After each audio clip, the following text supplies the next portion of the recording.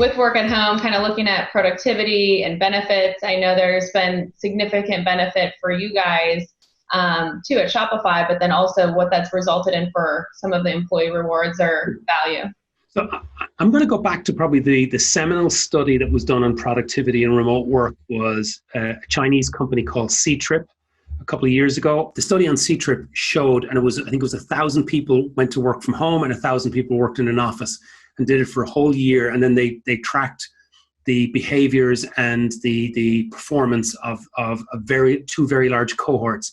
And what they saw was I think it was a 16% productivity increase in folks who were working from home and a significant reduction as well in absence rate and sickness rate. So what does that tell us? What it tells us is that there are office distractions. And what it tells us also is that from a health perspective, that the less we mingle, the less sick we get. I mean, let's be honest, let's be very frank about it. It also shows us that people who are in that Zen control of their own kind of focus tend to be more productive. Now, that study is about 7 years old now, but what we've seen in the last 4 months has been really interesting. We've seen this study, we've seen it come out, company after company have come up and said, oh my God, now with everybody working from home, what we're seeing is a productivity jump. I can talk about the Shopify example for one.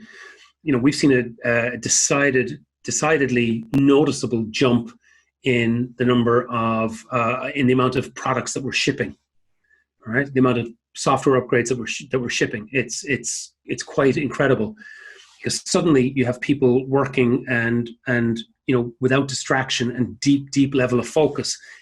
There is a twist to it and you have to be incredibly careful.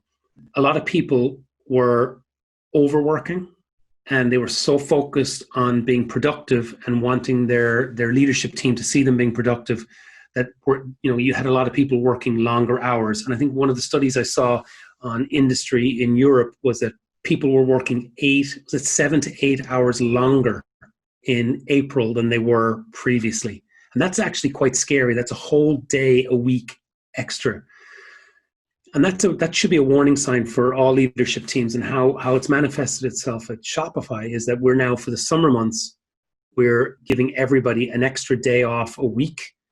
And it's essentially a reward for let's call it the productivity increase, but also it's to ensure that people have that opportunity to decompress and have a full 3-day weekend every week. It's going to be a very interesting experiment to watch how this pans out, to see where it'll take us. But we've seen the productivity gains, and I think it's going to be the smart company that actually gives back some of those productivity gains and reinvests them in the people, because that will make it a long-term gain.